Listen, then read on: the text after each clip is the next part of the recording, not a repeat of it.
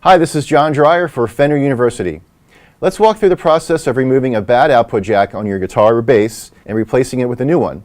Over time, from extended use, the jack might become intermittent or just stop working altogether. The methods I'm going to show you today for Strat, Tele, P-Bass, and Jazz Bass all share the same process of removing and reattaching the wires to the lugs of the output jack. The only thing that changes is how you access each jack. The tools we'll need today: a nut driver or a wrench, a screwdriver, a soldering iron, and the new output jack. Now, if you're not experienced working with the soldering iron, we recommend having someone more experienced assist you. And remember, please take all safety precautions when working with a hot soldering iron. A Strat is the easiest. Let's start here. Simply unscrew the entire jack from the body. Then we want to loosen the nut around the jack.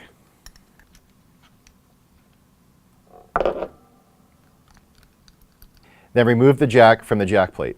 For this process, I'm going to use this handy soldering tool. This will hold the jack for me while I'm soldering and unsoldering and will prevent me from burning my fingers. So I've already gone ahead and cleaned the soldering iron. You want to make sure you have a clean tip on the iron. I'm going to go ahead and unsolder both wires from the jack. Be sure to make note of which wire goes where. White is normally hot, which goes to the tip lug, and black is ground, which goes to the sleeve lug. So now I'm going to remove the old jack, put that aside. Go ahead and take my new jack, and the two lugs on which I'll attach the white and black wires are here, this one and this one. This is the sleeve where the black wire goes, and which is the ground. And this one is the white, which is attached to the tip. Okay, I'm going to attach this new jack to the clip here, so it'll hold it in place, and then I'll go ahead and reattach the wires. I'm going to put the soldering iron to the lug here, get it hot, and apply some of the solder.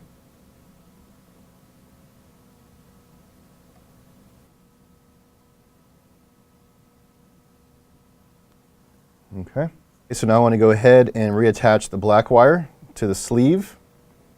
There's a little bit of solder on the wire here. I'm going to go ahead and heat up the lug and put that wire through.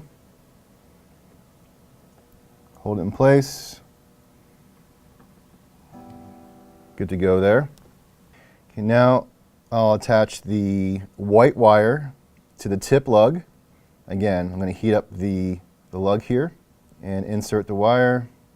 Make sure I have a good contact, hold it in place, and that is now secure. Now I'm ready to remove the jack from the clip, and I'll move this aside. So before we put the jack through the plate, I want to make sure I have the washer on the underside. Then I can slide it through the hole in the jack plate, get the nut on there and tighten that up. And we can take the nut driver and just tighten that down, make sure it's tight, but you don't want to over tighten it. Okay, then I want to feed the wires back down into the cavity, and then the jack plate goes into place, and then we can screw that down. And that's how you do it. For the Jazz Bass, you'll just need to remove the control plate to gain access to the jack. Let's remove the 3 screws on the plate.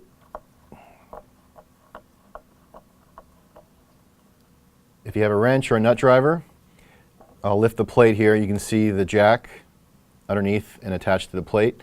I'm going to hold on to the jack and then loosen. Okay. And just make sure you don't lose the washers that are probably on top and the bottom. Take those off and put them aside. So then we can go ahead and unsolder the black and white wires and then reattach them to the new jack.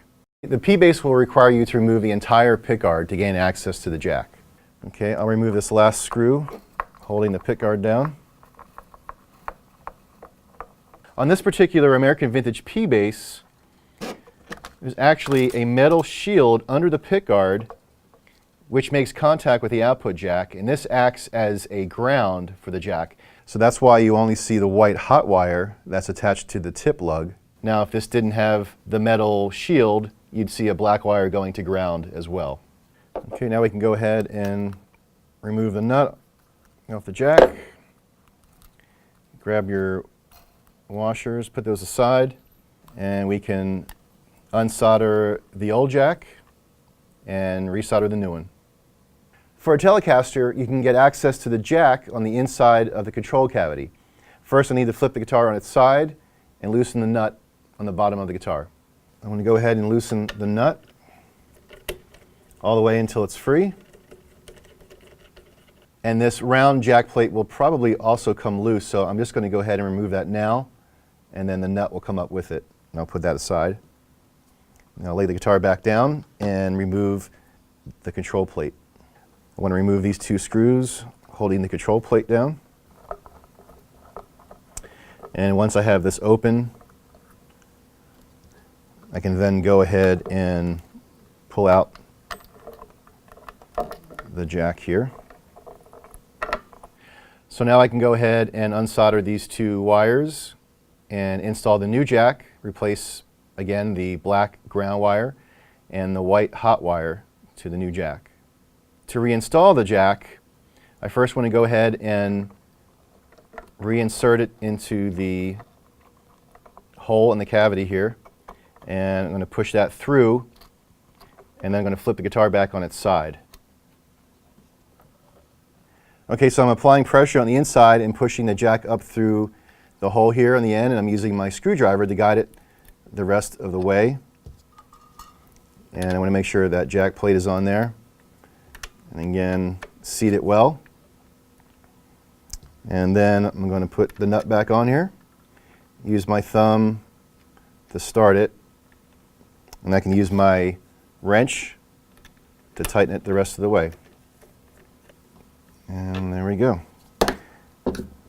Now I can lay the guitar back down and finish it up. Get the wires back into the cavity, make sure you're not crimping any of the wires, and then we can screw the cavity plate back into the guitar.